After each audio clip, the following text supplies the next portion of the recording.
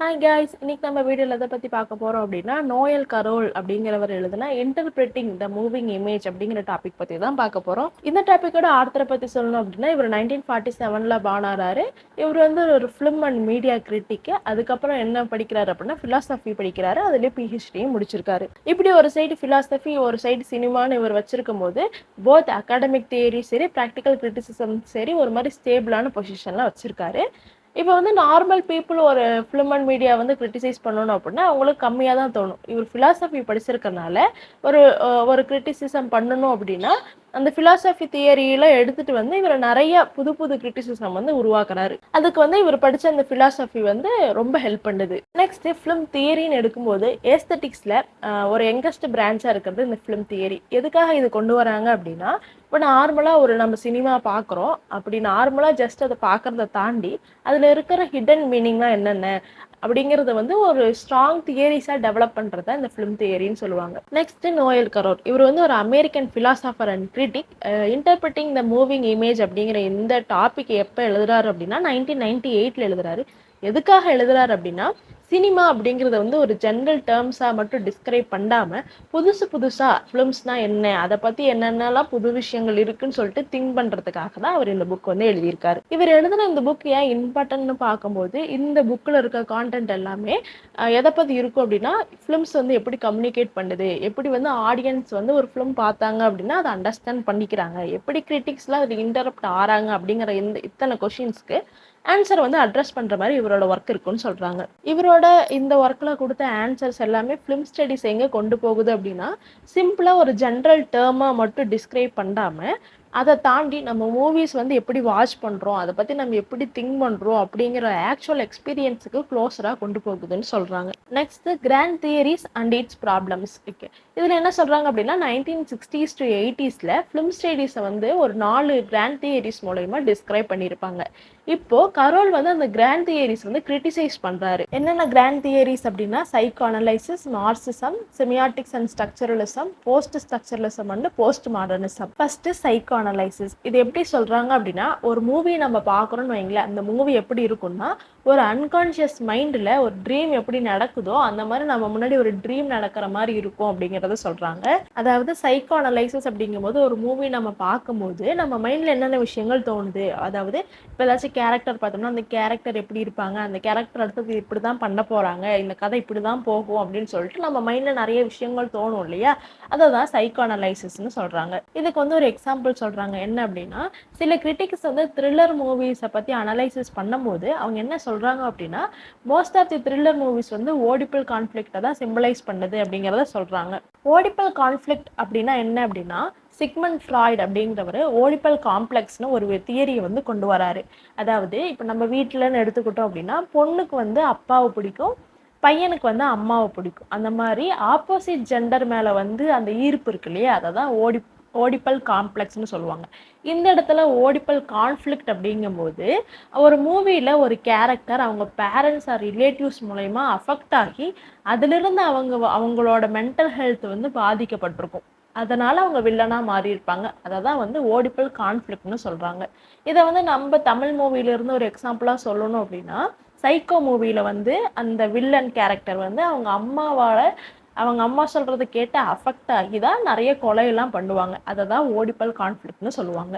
இந்த மாதிரி சைக்காலஜிக்கலாக என்னென்னலாம் விஷயங்கள் அந்த மூவியில் இருக்குது அப்படின்னு அனலைசிஸ் பண்ணுறது தான் சைக்கோ அனலைசிஸ். செகண்டு மார்க்சிசம் அப்படின்னா என்ன அப்படின்னா, the study of society through class, power and எக்கனாமிக்ஸ்னு சொல்லுவாங்க. அதாவது நம்ம சொசைட்டியில் நடக்கிற விஷயங்கள் வந்து கிளாஸ் பொறுத்து, பவர் பொறுத்து, எக்கனாமிக்ஸ் பொறுத்து என்னென்ன விஷயங்கள்லாம் நடக்குது அப்படிங்கிறத டிஸ்கிரைப் பண்ணுறது மார்க்சிசம்னு சொல்லுவாங்க. இதை வந்து மூவிஸில் எப்படி காட்டுவாங்க அப்படின்னா, ஒரு மெயின் ஆள் வந்து கேபிட்டலிசம் பேஸ் பண்ணியிருப்பாங்க. அதாவது இப்போ ஒரு ஹையர் அத்தாரிட்டியில் ஒரு பர்சன் இருக்காங்க அப்படின்னா அவருக்கு கீழே இருக்கவங்க ஒன்று அவரை சப்போர்ட் பண்ணுற மாதிரி மூவி இருக்கும், இல்லை அவரை எதிர்த்து சண்டை போடுற மாதிரி மூவி இருக்கும். இது அதிகமாக எங்கே பார்க்கலாம் அப்படின்னா நிறைய பொலிட்டிக்கல் பேஸ்டு மூவிஸில் வந்து நிறைய இந்த கான்செப்ட் வந்து பார்க்கலாம். Third semiotics and structuralism. இதில் என்ன சொல்கிறாங்க அப்படின்னா, மூவிஸில் லாங்குவேஜ் பொறுத்து தான் இருக்குன்னு சொல்கிறாங்க. அதுவும் சில டைம் வந்து சில சீன்ஸ்ல என்ன பண்ணுவாங்க அப்படின்னா, டைரக்ட் கம்யூனிகேஷன் இருக்காது. ஆனா, அவங்க குடுக்குற ஏதாச்சும் சைன் அண்ட் கோட்ஸ் மூலியமா நம்மளுக்கு மீனிங் புரியும்னு சொல்லுவாங்க. ஃபார் எக்ஸாம்பிள் எப்படி சொல்லலாம் அப்படின்னா, ஏதாச்சும் ஒரு சினாரியோல ஒரு சேடான விஷயத்த சொல்லணும் அப்படின்னா, ஒரு வாடிப்போன பூவ மட்டும் காட்டுறாங்கன்னு வைங்களேன், ஆடியன்ஸ்க்கு வந்து அது புரிஞ்சிரும்.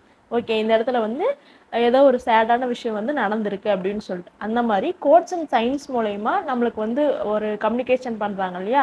அத வந்து செமியோட்டிக்ஸ் அண்ட் ஸ்ட்ரக்சரலிசம்னு சொல்லுவாங்க. Next post structuralism and post modernism. இதுல என்ன சொல்றாங்க அப்படின்னா, நம்ம பார்க்குற மூவிஸ் வந்து கான்ஸ்டன்டா ஸ்டேபிளா ஒரு மீனிங் இருக்காது. அது ஒருத்தரை விட்டு ஒருத்தர் ஒவ்வொரு இண்டிவிஜுவலுக்கு தகுந்த மாரி மாறும். நெக்ஸ்ட் ஒவ்வொரு டைம் பீரியடுக்கு தகுந்த மாரி மாறும். இப்போ வந்து 90ஸ்ல இருந்த ஸ்டோரீஸ் அந்த மூவிஸ் எல்லாம் அவங்க பார்க்கும்போது ஒரு மாரி பார்த்துருப்பாங்க. இப்போ நம்ம மாடர்ன் வேர்ல்டுக்கு வரும்போது அதே மூவிஸை பார்த்தோம் அப்படின்னா நாம ஒரு ஒரு மீனிங்ல பார்ப்போம். அந்த மாதிரி மூவிஸ் எதுக்குமே ஒரு ஸ்டேபிளான மீனிங் கிடையாது, அது மாறிக்கிட்டே இருக்கும்னு சொல்றது தான் post structuralism and post modernism. இந்த கிராண்ட் தியரிஸ் வச்சு கரோல் என்ன கிரிட்டிசைஸ் பண்றாரு அப்படின்னா, இப்படி இந்த கிராண்ட் தியரிஸ் வச்சு ஒரு மூவி நம்ம பார்க்குறோம் அப்படின்னா, அந்த மூவியை ஏதோ ஒரே ஒரு கண்ணோட்டத்தில் மட்டும் பார்க்குற மாதிரி இருக்கும். இப்போ வந்து நான் சைக்கோ அனலைசிஸ் வச்சு ஒரு மூவியை பார்க்குறேன் அப்படின்னா, அங்கே வந்து நம்ம சைக்காலஜிக்கலாக பேஸ் பண்ண விஷயங்கள் மட்டும்தான் நான் பார்ப்பேன். நெக்ஸ்ட்டு இப்போ மார்க்சிசம் பேஸ் பண்ணி நான் பார்க்குறேன் அப்படின்னா, அதில் எப்படி எப்படிலாம் அந்த தியரி யூஸ் பண்ணியிருக்காங்கன்னா, அந்த ஒரே ஒரு விஷயத்தை தான் பர்டிகுலராக பார்ப்பேன்.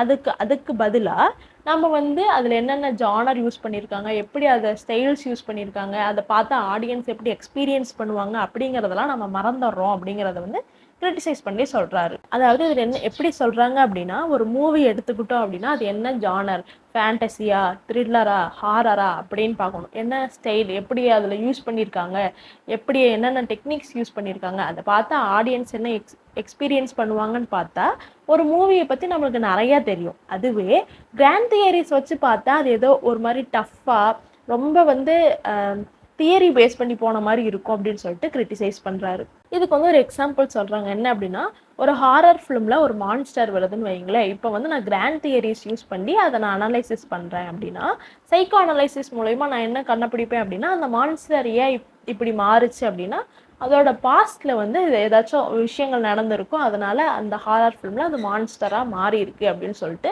நான் வந்து ஒரு டிஸ்கிரிப்ஷன் கொடுக்குறேன். இப்படி இப்படி வந்து நான் கொடுக்கும்போது அந்த மான்ஸ்டரோட சைக்கோ அனாலிசிஸ் மட்டும்தான் நான் பார்ப்பேன். ஒருவேளை கரோல் சொல்கிற மாதிரி அதை தாண்டி நம்ம வேற அந்த ஜானர் ஸ்டைல்னு பார்க்கும்போது அந்த ஹாரர் ஃபிலிமில் என்ன மாதிரி ஜானர் யூஸ் பண்ணியிருக்காங்க, எப்படி எப்படிலாம் அந்த மான்ஸ்டரை ரெப்ரசன்ட் பண்ணியிருக்காங்க, எப்படி அவங்களோட எப்படி சொல்கிறது ஸ்டேஜ் அந்த பின்னாடி இருக்க டெக்னிக்ஸ்லாம் என்னென்ன யூஸ் பண்ணியிருக்காங்க அப்படின்னு நான் பார்க்க முடியும். ஸோ இவர் என்ன சொல்கிறார் அப்படின்னா, கிராண்ட் தியரிஸ் வந்து ரொம்ப டஃப்பாக இருக்குது, அதுக்கு பதிலாக வந்து நம்ம இந்த மாதிரி ஜானர் ஸ்டைல்னு சொல்லிட்டு வேறு மாதிரி பார்த்தோம் அப்படின்னா அந்த மூவியை பற்றி இன்னும் நிறைய தெரிஞ்சுக்கலாம் அப்படிங்கிறத சொல்கிறாரு. அது மட்டும் இல்லாமல் கிராண்ட் தியரிஸ் வந்து ஒரே விஷயத்தை ஃபோக்கஸ் பண்ணுது, அதை தாண்டி வெளியே வந்தோம் அப்படின்னா நிறைய விஷயங்களை நம்ம கற்றுக்கலாம் அப்படிங்கிறத சொல்கிறாங்க. இதில் வந்து கரோல் சஜஸ்ட் பண்ண அந்த ஆல்டர்னேட்டிவ் பார்ட் இருக்கு இல்லையா, அதாவது கிராண்ட் தியரிஸ் யூஸ் பண்ணாமல் அதுக்கு பதிலாக ஒரு மூவியோட ஜானர்ஸு, ஸ்டைல்ஸு, டெக்னிக்ஸு, ஆடியன்ஸ் எக்ஸ்பீரியன்சஸ் பற்றிலாம் அனலைசிஸ் பண்ணலாம் அப்படின்னு சொல்லிட்டு இவர் ஒரு ஆல்டர்னேட்டிவ் வந்து கொடுத்துருக்காரு இல்லையா, அந்த ஆல்டர்னேட்டிவோட பார்ட்டுக்கு பேர் என்ன அப்படின்னா மிடில் லெவல் தியரிஸ்னு சொல்கிறாரு. இந்த மிடில் லெவல்ஸ் தியரிஸ் எல்லாம் கிராண்ட் தியரிஸை கம்பேர் பண்ணும்போது ரொம்ப ஈஸியாக இருக்கும், ஃப்ளெக்சிபிளாக இருக்கும், ப்ராக்டிக்கலாக இருக்கும், ஆடியன்ஸ் ஓரியன்டாக இருக்கும் அப்படிங்கிறத வந்து இவர் சொல்கிறாரு. நெக்ஸ்ட்டு மிடில் லெவல் தியரிஸோட கீ ஃபீச்சர்ஸ்னு பார்க்கும்போது ஃபர்ஸ்ட் என்ன அப்படின்னா ஸ்பெசிஃபிசிட்டி. இதில் என்ன சொல்கிறாங்க அப்படின்னா, இப்போ வந்து நம்ம கிராண்ட் தியரிஸ் யூஸ் பண்ணி ஃபிலிம்ஸை வந்து அனலைசிஸ் பண்ணோம் அப்படின்னா அந்த கிராண்ட் தியரிஸ் எதுக்கு பொருந்தும் அப்படின்னா ஹோல் ஃபிலிம் இண்டஸ்ட்ரீஸில் இருக்க எல்லா ஃபிலிம்ஸுக்குமே பொருந்தும். அப்படிங்கும்போது நம்ம எல்லா ஃபிலிம்ஸையுமே அந்த கிராண்ட் தியரிஸ் யூஸ் பண்ணி அனலைசிஸ் பண்ணுற மாதிரி இருக்கும். ஆனால் இந்த வந்து மிடில் லெவல் தியரிஸ் யூஸ் பண்ணும்போது நம்ம எல்லா ஃபிலிம்ஸையும் அனலைசிஸ் பண்ணணுங்கிற அவசியம் கிடையாது. அதுக்கு பதிலாக ஒரு பர்டிகுலர் ஜானர் எடுத்து அதை ஃபோக்கஸ் பண்ணி அனலைசிஸ் பண்ணலான்னு சொல்கிறாங்க. ஃபார் எக்ஸாம்பிள் இப்போ ஒரு ஹாரர் ஃபிலிமே நம்ம எடுத்துக்கிட்டோம் அப்படின்னா அதோட ஜானர் என்னென்ன, அதோட நரேட்டிவ் டெக்னிக்ஸ் என்ன, அதில் இருக்க எமோஷ்னல் எஃபெக்ட்ஸ்லாம் என்னன்னு சொல்லிட்டு அதை தனியாக வந்து ஸ்பெசிஃபிக்காக ஃபோக்கஸ் பண்ணி அனலைசிஸ் பண்ணும்போது நம்மளுக்கு இன்னும் நிறைய விஷயங்கள் தெரியும்னு சொல்கிறாங்க. இப்படி வந்து ஸ்பெசிஃபிக்காக ஃபோக்கஸ் பண்ணி ஒரு விஷயத்தை அனலைசிஸ் பண்ணும்போது இப்போ ஹாரர் ஃபிலிம்ஸே எடுத்துக்கிட்டோம் அப்படின்னா அதில் ஒரு மான்ஸ்டரை காட்டுறாங்க அப்படின்னா அந்த மான்ஸ்டரை பார்க்கும்போது நம்ம மைண்டில் என்ன தோணுது, இல்லை அந்த மான்ஸ்டர் எதனால் இப்படி மாறி இருக்குன்னு சொல்லிட்டு அந்த சைக்கோ அனாலிட்டிக்கை தாண்டி அதை பார்த்தா ஏன் வந்து ஆடியன்ஸ் பயப்படுறாங்க, ஏன் வந்து ஹாரர் ஃபிலிம்ஸை வந்து ஆடியன்ஸ் அவ்வளோ ரசித்து பார்க்குறாங்க, அந்த ஃபியரை எப்படி என்ஜாய் பண்ணுறாங்க அப்படிங்கிறத வந்து அனலைசிஸ் பண்ணும்போது நம்மளுக்கு வந்து டிஃப்ரெண்ட் ஜானருக்கு பொறுத்த மாதிரி டிஃப்ரெண்ட் கிரிட்டிசிசம் வரும். அதனால நிறைய விஷயங்கள் வந்து வெளியே வரும்னு சொல்றாரு. Next flexibility. இதுல என்ன சொல்றாங்க அப்படின்னா, இந்த மிடில் லெவல் தியரிஸை யூஸ் பண்ணும்போது நம்ம ஃபிலிமை பத்தி நிறைய படிச்சுக்கிட்டே இருக்கலாம்னு சொல்றாங்க. எப்படி அப்படின்னா, இப்போ வந்து ஒரு கிரிட்டிக்ஸ் வந்து ஒரு மூவியை கிரிட்டிசிசம் பண்றாங்க அப்படின்னா, ஒவ்வொரு கிரிட்டிக்கும் ஒவ்வொரு தியரி பேஸ் பண்ணி தான் பண்ணுவாங்க. அப்படிங்கும்போது அங்கே நாம் வந்து டிஃப்ரெண்ட் ஜானர் யூஸ் பண்ணுறோம், டிஃப்ரெண்ட் தியரிஸ் யூஸ் பண்ணுறோம், டிஃப்ரெண்ட் கல்ச்சுரல் கான்டெக்ட் வந்து யூஸ் பண்ணுறோம். அப்படிங்கும்போது அந்த இடத்துல வந்து நிறைய தியரிஸ் வரும், நிறைய ஜானர் வரும். அப்போ வந்து படிக்கிறதுக்கு வந்து நிறைய இருக்கும்னு வைங்களேன். ஃபார் எக்ஸாம்பிள் இப்போ காமெடி மூவின்னு எடுத்துக்கிட்டா அங்கே வந்து டிஃப்ரெண்ட் அப்ரோச் இருக்கும், த்ரில்லர் மூவி அப்படின்னா டிஃப்ரெண்ட் அப்ரோச் இருக்கும், மெலோ ட்ராமா அப்படின்னா டிஃப்ரெண்ட் அப்ரோச் இருக்கும். அப்படி இருக்கும்போது ஒவ்வொன்றுக்கும் தனித்தனி தியரிஸ் யூஸ் பண்ணும்போது தனித்தனி கிரிட்டிசிசம் உருவாகும். அப்போ வந்து ஃபிலிமை பற்றி படிக்கிறதுக்கு நிறைய விஷயங்கள் உருவாகும்னு சொல்கிறாங்க. Next audience centred. இதில் என்ன சொல்கிறாங்க அப்படின்னா, இந்த மிடில் லெவல் தியரிஸை யூஸ் பண்ணும்போது ஆடியன்ஸ் வந்து ஃபிலிம்ஸ் கூட ஆக்டிவாக இன்டர்பிரட் ஆகிறாங்கன்னு சொல்கிறாங்க. அதாவது இப்போ கிராண்ட் தியரிஸ் நம்ம யூஸ் பண்ணோம் அப்படின்னா அது வந்து ஃபுல்லாக ஏதோ சைக்காலஜி பேஸ் பண்ண மாதிரி இருக்குது. அப்படிங்கும்போது அதை பற்றி தெரிஞ்சுக்கிறது ரொம்ப டஃப்பாக இருக்குது. அதுவே மிடில் லெவல் தியரிஸ் யூஸ் பண்ணும்போது ஆடியன்ஸுக்குமே அது ஈஸியாக புரிகிற மாதிரி இருக்குது. இப்போ வந்து அந்த ஒரு மூவி எடுத்துக்கிட்டோம் அப்படின்னா அதில் என்ன ஜானர் யூஸ் பண்ணியிருக்காங்க, எப்படி அப்போல்லாம் எமோஷ்னல் ரெஸ்பான்சஸ் இருக்குது, அதில் என்ன மாதிரி கல்ச்சர் நாலேஜ் யூஸ் பண்ணியிருக்காங்க. அப்படிங்கும்போது ஆடியன்ஸ் அதை வந்து அவங்களும் அதை அனலைசிஸ் பண்ணும்போது அவங்களுக்கும் ஈஸியாக புரியுது அப்படிங்கிறத சொல்கிறாரு. Next context sensitive. Okay, middle level தியரிஸை யூஸ் பண்ணி நம்ம ஒரு அனலைசிஸ் கொடுக்கும்போது ஆடியன்ஸ்க்கு எப்படி இருக்கும் அப்படின்னா, அது வந்து அந்த மூவி வந்து ஹிஸ்டாரிக்கல் பேஸா இல்லை சோஷியல் பேஸா இல்லை கல்ச்சுரல் பேஸ்டு மூவியா அப்படின்னு சொல்கிறது ஈஸியாக அனலைசிஸ் பண்ணிக்கலாம் அப்படிங்கிறத சொல்கிறாங்க. Next genre aware. இதில் என்ன சொல்கிறாங்க அப்படின்னா, மிடில் லெவல் தியரிஸை யூஸ் பண்ணும்போது இது என்ன கைட் பண்ணுது அப்படின்னா, ஒரு ஜானர்லேருந்து இன்னொரு ஜானர் எப்படி டிஃப்ரென்ஷியேட் ஆகுது அப்படிங்கிறத சொல்லுதுன்னு சொல்கிறாங்க. இது யாருக்கு கைட் பண்ணுது அப்படின்னா, both film makers and audience ரெண்டு பேர்த்துக்குமே சரி இந்த ஒரு ஜானர் டு இன்னொரு ஜானருக்கு வந்து என்னென்ன டிஃப்ரென்ஸ் இருக்குது அப்படிங்கிறத வந்து சொல்லுதுன்னு சொல்கிறாங்க. ஃபார் எக்ஸாம்பிள் இப்போ நம்ம ஹாரர் மூவிஸ்ன்னு எடுத்துக்கிட்டோம் அப்படின்னா அது ரொம்ப டார்க்காக இருக்கணும், ஹாரர் பேஸ் பண்ணி இருக்க டெக்னிக்ஸ்லாம் யூஸ் பண்ணியிருக்கணும். நெக்ஸ்ட் இப்போ ரொமான்ஸ்ன்னு எடுத்துக்கிட்டோம் அப்படின்னா அங்கே வந்து நரேட்டிவ் ஸ்டைல் வந்து அந்த ரொமான்ஸுக்கு தகுந்த மாதிரி இருக்கணும், அதோட பின்னாடி இருக்க அந்த சரௌண்டிங் சினாரியோ எல்லாம் அதுக்கு தகுந்த மாதிரி இருக்கணும். அப்படிங்கும்போது இப்போ வந்து மிடில் லெவல் தியரிஸ் யூஸ் பண்ணோம் அப்படின்னா இதெல்லாம் நம்ம அனலைசிஸ் பண்ணலாம். அப்படிங்கும்போது ஒரு மூவி எடுக்கிறாங்க அப்படின்னா ஒரு ஜானர்னா இப்படி தான் இருக்கணும், இன்னொரு ஜானர்னா இப்படி தான் இருக்கணும்னு சொல்லிட்டு ஒவ்வொரு ஜானருக்கும் தனித்தனி விஷயங்கள் நரேட்டிவ் ஸ்டைல் வந்து இருக்குங்கிறத இது மூலிமா தெரிஞ்சுக்கலாம் அப்படிங்கிறத சொல்கிறாங்க. Next film is communication. இதில் இவர் என்ன சொல்கிறாரு அப்படின்னா, ஃபிலிம்ஸ் எல்லாம் எப்படி டிசைன் பண்ணுறாங்க அப்படின்னா முன்னாடி உட்காந்துட்டு இருக்க ஆடியன்ஸ் கூட கம்யூனிகேட் பண்ணுற மாதிரி டிசைன் பண்ணுறாங்கன்னு சொல்கிறாங்க. எப்படி அப்படின்னா, இப்போ ஃபிலிம் மேக்கர்ஸ் வந்து ஒரு சீன் அவங்க அரேஞ்ச் பண்ணுறாங்க அப்படின்னா அதில் வச்சுருக்க இமேஜஸ்ஸு, சவுண்ட்ஸு, டைலாக்ஸ் அண்ட் மியூசிக்ஸை பொறுத்து நம்ம ஆடியன்ஸ் வந்து அதை எப்படி அண்டர்ஸ்டாண்ட் பண்ணுறாங்க அப்படிங்கிறத கைட் பண்ணும் அப்படிங்கிறத சொல்கிறாங்க. இப்போ வந்து ஆடியன்ஸ் ஒரு மூவி பார்க்குறாங்க அப்படின்னா அந்த மூவி பார்க்குறதுக்கு அந்த ஸ்க்ரீனுக்கு முன்னாடி அவங்க ஒரு பேசிவ் ஆப்ஜெக்டாக இருக்க மாட்டாங்க. அதாவது நீ என்ன வேணால் போட்டு காட்டு, நான் இப்படியே தான் பொம்மை மாதிரி உட்காந்து பார்த்துட்டே இருப்பேன் அப்படின்னு அவங்க இருக்க மாட்டாங்க. அதுக்கு பதிலாக அந்த மூவியில் என்னென்ன விஷயங்கள் இருக்குன்னு சொல்லிட்டு அதை வந்து ஒரு ஆக்டிவ் இன்டர்பிரிட்டர்ஸாக அங்கே வந்து அந்த மூவி கூட அவங்கள கனெக்ட் பண்ணிப்பாங்க. அதாவது இப்போ வந்து அவங்களுக்கு இருக்க கல்ச்சுரல் நாலேஜ், ஜானர் எக்ஸப்டேஷனை பொறுத்து அவங்க என்ன பார்க்குறாங்களோ அதை வந்து கனெக்ட் பண்ணி அவங்க மைண்டுக்குள்ளே ஒரு விஷயம் வந்து ஓடிட்டு இருக்குன்னு சொல்கிறாங்க. அதாவது இப்போ ஒரு ஹாரர் ஃபிலிமில் ஒரு டார்க் காரிடார் வந்து காட்டுறாங்க, ஒரு மாதிரி பயம்படுத்துகிற மாதிரி ஒரு மியூசிக் கொடுக்குறாங்க அப்படின்னா உடனே ஆடியன்ஸ்க்கு என்ன எக்ஸ்பெக்ட் பண்ணுவாங்க அப்படின்னா, நம்ம வந்து இப்போ நம்மளை பயம்படுத்துகிற மாதிரி ஏதோ ஒரு விஷயம் வந்து அங்கே வரப்போகுதுன்னு சொல்லிட்டு அது வரத்துக்கு முன்னாடியே இவங்க அனலைசிஸ் பண்ணிடுவாங்க. இது எப்படி அவங்களுக்கு தோணும் அப்படின்னா, ஃபிலிம் லாங்குவேஜை பொறுத்து ஏற்கனவே அவங்களுக்கு இருக்க கல்ச்சுரல் நாலேஜ் வச்சு ஓகே இப்படி வந்து அந்த மியூசிக் வருது அப்படின்னா நெக்ஸ்ட் இதுதான் நடக்க போகுது அப்படின்னு சொல்லிட்டு ஒரு ப்ரிடிக்ஷனில் வந்து அவங்களே முடிவு பண்ணிப்பாங்க. ஸோ இப்போ வந்து அந்த இடத்துல அந்த மியூசிக்கு அந்த டார்க் காரிடார் மட்டும்தான் இருக்குது, ஆனால் அதை வச்சே அவங்க இதுதான் நடக்க போகுதுன்னு சொல்லும் போது அந்த இடத்துல வந்து ஃபிலிம் வந்து அவங்க கூட கம்யூனிகேட் பண்ணுற மாதிரி சொல்கிறாங்க. Next importance of context. இதில் என்ன சொல்கிறாரு கரோல் என்ன சொல்கிறாரு அப்படின்னா, சில மூவிஸ்லாம் historical and cultural context base பண்ணி எடுத்திருப்பாங்க. அதாவது அதோட ஜென்ரல் தீம்னு பார்க்கும்போது ஜென்ரலாக இருக்க historical and cultural theme base பண்ணி எடுத்திருப்பாங்க. ஒருவேளை அந்த ஹிஸ்டாரிக்கல் அண்ட் கல்ச்சுரல் கான்டெக்ட் பற்றி நமக்கு எதுவும் தெரியல அப்படின்னா அந்த மூவியை பார்க்கும்போது அதில் என்ன சொல்ல வராங்க, என்ன மீனிங் அவங்க கொண்டு வராங்க, எப்படியெல்லாம் பேசுகிறாங்க அப்படிங்கிறது வந்து நமக்கு புரியாமல் போயிடும்னு சொல்கிறாங்க. இப்படி historical and cultural context base பண்ணி எடுக்கிற மூவிஸோட இன்டர்பிரிட்டேஷன் எப்படி இருக்கும் அப்படின்னா, அந்த மூவியோட ஃபார்ம், மீனிங் அண்ட் கான்டெக்ட் வந்து கனெக்ட் பண்ணுற மாதிரி தான் இருக்கும்னு சொல்கிறாங்க. ஃபார் எக்ஸாம்பிள் இப்போ வந்து தமிழ் ஃபிலிம் கர்ணன் மூவி எடுத்துக்கிட்டோன்னு வைங்களேன், அதோட மெயினான தீம் என்ன அப்படின்னா கேஸ்ட் இன்இக்வாலிட்டியா. இப்போ நமக்கு வந்து அந்த கேஸ்ட் இன்இக்வாலிட்டி பற்றி எதுவும் தெரியல, நம்மளோட பாஸ்ட்டில் வந்து அந்த கேஸ்ட் இன்இக்வாலிட்டி வந்து எப்படி எப்படிலாம் பார்க்கப்பட்டுச்சு, எப்படி எப்படிலாம் பீப்புள்ஸ் சஃபர் ஆனாங்க அப்படிங்கிற விஷயம் எனக்கு தெரியல அப்படின்னா, நான் அந்த மூவியை பார்க்கும்போது, கர்ணன் மூவியை பார்க்கும்போது அவங்க எதுக்காக இப்படி பண்ணுறாங்க அப்படிங்கிற அந்த விஷயமே, அந்த மீனிங்கே எனக்கு புரியாமல் போயிடும். ஸோ அந்த கான்டெக்ஸ்ட் வந்து ரொம்ப முக்கியம் அப்படிங்கிறத சொல்கிறாங்க. இங்கே இவர் வந்து 2 எக்ஸாம்பிள் சொல்லியிருக்காரு. இந்த கான்டெக்ஸ்ட் அப்படிங்கிறது ஹிஸ்டாரிக்கல் பேஸ் பண்ணதா இருக்கலாம், இல்லை social political cultural genre base பண்ணது, எதை பேஸ் பண்ணதா வேணா இருக்கலாம். ஆனால் அந்த கான்டெக்ஸ்ட்டை பற்றி நமக்கு தெரிஞ்சிருந்தா தான் அதை பேஸ் பண்ணி எடுத்த மூவிஸ்லாம் நமக்கு புரியும் அப்படிங்கிறத வந்து சொல்கிறாரு. Next genre and conventions. இது நான் முன்னாடி சொன்ன மாதிரி தான், கரோலை பொறுத்த வரலும் ஜானர் அப்படிங்கிறது ஒரு கீ ரோல்னு சொல்கிறாங்க. அதாவது இப்போ ஜானர்ஸை பொறுத்து நம்ம கிரிட்டிசிசம் பண்ணால், அனாலிசிஸ் பண்ணால் அப்படின்னா அது ஒரு ஜானர் டு இன்னொரு ஜானர் நிறைய டிஃப்ரென்ஷியேட் கொடுக்கும். போத் ஃபிலிம் மேக்கிங்கும் சரி, ஆடியன்ஸ் எக்ஸப்டேஷனும் சரி, ஒரு மூவி பார்க்குறாங்க அப்படின்னா அதோட நரேட்டிவ் ஸ்டைல் வச்சு இது இந்த ஜானர் தான் அப்படின்னு சொல்லிட்டு அவங்க முடிவு பண்ணிடுவாங்க. அது மட்டும் இல்லாமல் நிறைய கிரிட்டிக்ஸும் சரி, நிறைய டிஃப்ரெண்ட் தியரிஸை யூஸ் பண்ணி நிறைய கிரிட்டிசிசம் உருவாக்குவாங்க. அப்போ இன்னும் நம்மளுக்கு டீட்டெயிலாக எப்படி ஃபிலிம்ஸ் எல்லாம் ஒர்க் ஆகுது அப்படிங்கிறத நம்ம தெரிஞ்சுக்கலாம்னு சொல்கிறாங்க.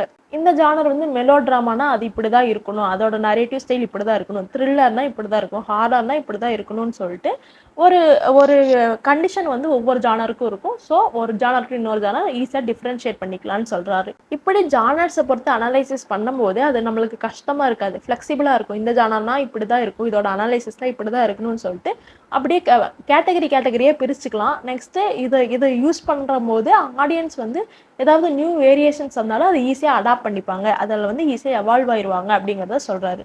Next criticism as dialogue. இதில் கரோல் என்ன சொல்கிறாரு அப்படின்னா, ஃபிலிம் கிரிட்டிசிசத்தை டயலாக்னு சொல்கிறாரு. ஏன் அப்படின்னா ஃபிலிம் கிரிட்டிசிசம் அப்படிங்கிறது ஒரு ஹிடன் மீனிங். இப்போ ஒரு மூவி பார்க்குறோம் அப்படின்னா அதில் இருக்க ஹிடன் மீனிங்கை மட்டும் சொல்கிறது கிடையாது, அதை மட்டும் கண்டுபிடிக்கிறது கிடையாது. அதுக்கு பதிலாக அந்த ஃபிலிம் வந்து எப்படி எமோஷன்ஸ் அண்ட் ஐடியாஸை க்ரியேட் பண்ணுது, அதில் என்னென்ன ஃபார்ம் அண்ட் ஸ்டைல் யூஸ் பண்ணியிருக்காங்க, என்னென்ன கான்டெக்ட்ஸ், எப்படிப்பட்ட கான்டெக்ட்ஸ் வந்து யூஸ் பண்ணியிருக்காங்க அப்படிங்கிறது எல்லாத்தையும் சொல்கிறது தான் கிரிட்டிசிசம்னு சொல்கிறாரு. நெக்ஸ்ட்டு டிஃப்ரெண்ட் கிரிட்டிக்ஸை டிஃப்ரெண்ட் திங்ஸை ஃபோக்கஸ் பண்ணி, ஒரு மூவியில் வந்து டிஃப்ரெண்ட் திங்ஸை ஃபோக்கஸ் பண்ணி கிரிட்டிசிசம் பண்ணுறாங்க அப்படின்னா ஒரே மூவி தான், ஆனால் அங்கே கிரிட்டிசிசம் வந்து நிறையா இருக்கும். ஸோ அவங்களோட இன்டர்பிரிட்டேஷன்ஸ் எல்லாம் எப்படி இருக்கும் அப்படின்னா, கிரிட்டிக்கு, ஃபிலிம்மு, ஆடியன்ஸ் இந்த 3 பேர்த்துக்கு நடுவால் நடக்கிற கான்வர்சேஷன் மாதிரி இருக்கும்னு சொல்கிறாங்க. அதனால தான் கிரிட்டிசிசம் டைலாக்னு இவர் வந்து சொல்கிறாரு.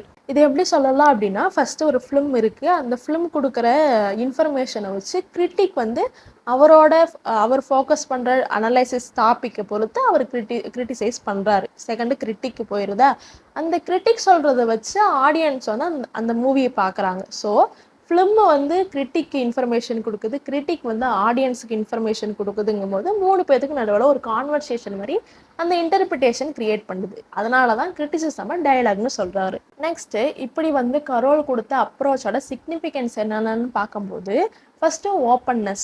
இது வந்து கிராண்ட் தியரிஸ் எப்படி ஜஸ்ட் ஒரு விஷயத்தை மட்டும் ஃபோக்கஸ் பண்ணுது அந்த மாதிரி இல்லாமல் மல்டிபிள் இன்டர்பிரிட்டேஷனை வந்து கொடுக்குதுன்னு சொல்கிறாங்க. செகண்டு ப்ராக்டிகலிட்டி. இந்த மிடில் லெவல் தியரிஸை வந்து நம்ம ஈஸியாக யூஸ் பண்ணிக்கலாம். எங்கெங்கே அப்படின்னா ஜானர் பேஸும் அப்ளை பண்ணிக்கலாம், இல்லை ஸ்டைல் பேஸும் அப்ளை பண்ணிக்கலாம், இல்லை ஈவன் சிங்கிள் ஃபிலிமாக இருந்தாலுமே அதுக்கும் அப்ளை பண்ணிக்கலாம். ஸோ ப்ராக்டிக்கலாக இது ஈஸியாக இருக்குன்னு சொல்கிறாரு. Third respect for audience. Carroll வந்து ஆடியன்ஸுக்கும் இம்பார்ட்டன்ஸ் தராரு. Fourth balance. இதில் வந்து இந்த மிடில் லெவல் தியரிஸை யூஸ் பண்ணும்போது நம்மளுக்கு ஃபார்மல் அனலைசிஸும் வந்துடும், கல்ச்சுரல் ஸ்டடியும் வந்துடும், அண்ட் எமோஷனல் ரெஸ்பான்ஸ் பற்றி ஈஸியாக தெரிஞ்சுக்கலாம்னு சொல்கிறாரு. கரோல் எழுதுனா இன்டர்பிரிட்டிங் த மூவிங் இமேஜ் அப்படிங்கிறது ஃபிலிம் ஸ்டடீஸில் ஒரு டேர்னிங் பாயிண்ட்டே உருவாக்கியிருக்கு. ஏன் அப்படின்னா எல்லாரும் கிராண்ட் தியரிஸ் பொறுத்து ஒரு ஃபிலிம் அனலைசிஸ் பண்ணும்போது அதுக்கு பதிலாக நம்ம வந்து மிடில் லெவல் தியரிஸை யூஸ் பண்ணால் இன்னும் நிறைய விஷயங்களை தெரிஞ்சுக்கலாம் அப்படிங்கிறது சொன்னது இவர் தான். இப்படி இவர் வந்து ஃபிலிம் அனலைசிஸ் கொடுத்த டூல்ஸ் எல்லாமே ஜஸ்ட் ஒரு ஃபிலிம்னா இப்படிலாம் இருக்கும் அப்படிங்கிறத தாண்டி போத் ஃபிலிம் மேக்கரோட இன்டென்ஷனும் சரி, ஆடியன்ஸோட எக்ஸ்பீரியன்ஸ்க்கும் ரெஸ்பெக்ட் கொடுக்குற மாதிரி இருக்குன்னு சொல்கிறாங்க. அதாவது இப்போ வந்து இவர் சொன்ன அந்த மிடில் லெவல் தியரிஸை யூஸ் பண்ணும்போது ஆடியன்ஸுக்கு வந்து என்ன புரிஞ்சிடும் அப்படின்னா, ஃபிலிம் மேக்கர் வந்து இந்த இன்டென்ஷனோட தான் இதை வந்து கிரியேட் பண்ணியிருக்காங்க, இந்த விஷயத்தை இதுக்காக தான் அங்கே வச்சுருக்காங்க அப்படிங்கிறதும் கண்டுபிடிச்சிக்கலாம். நெக்ஸ்ட்டு இதை பார்த்தா அப்படின்னா ஆடியன்ஸ் எப்படி எக்ஸ்பீரியன்ஸ் பண்ணுறாங்க அப்படிங்கிறதையும் அனலைசிஸ் பண்ணலான்னு சொல்கிறாரு. சிம்பிளா சொல்லணும் அப்படின்னா, கரோலோட தியரி என்ன அப்படின்னா, ஒரு ஃபிலிம்ம பிக் தியரிக்கோட ஃபிட் பண்ணி ரொம்ப கஷ்டப்பட்டு அத படிக்காம, சிம்பிளா அது எப்படி ஒர்க் ஆகுது? எப்படி பீப்பிளோட கனெக்ட் ஆகுது? எப்படி கல்ச்சுரல் மூவ்மெண்ட்லாம் கொண்டு போகுது? அப்படிங்கிறத தெரிஞ்சுக்கிட்டோம் அப்படின்னா, நாம வந்து சினிமா, ஏஸ்தெட்டிக், கிரிட்டிசிசம் பத்தி இன்னும் டீட்டெயிலா படிக்க முடியும். அதுக்கு வந்து இம்பார்ட்டன்ஸ் குடுத்து படிக்க முடியும்னு சொல்றாரு. கனடியன் ஸ்டடீஸில் யூனிட் 1 ஆந்தாலஜி ஆஃப் காமன்வெல்த் போயட்ரியில் இருக்க போயம்ஸ்லாம் தான் இது. இதில் இருக்க எல்லா போயம்ஸ்க்கும் நம்ம சேனல்லேயே வீடியோஸ் இருக்குது. அந்த வீடியோஸோட லிங்க்கை நான் டிஸ்கிரிப்ஷனில் கொடுத்துருக்கேன். மறக்காமல் செக் பண்ணி பார்த்துக்கோங்க. இந்த மாதிரி நிறைய வீடியோஸை பார்க்க மறக்காமல் சேனலை சப்ஸ்கிரைப் பண்ணிக்கோங்க. தேங்க்யூ ஃபார் வாட்சிங்.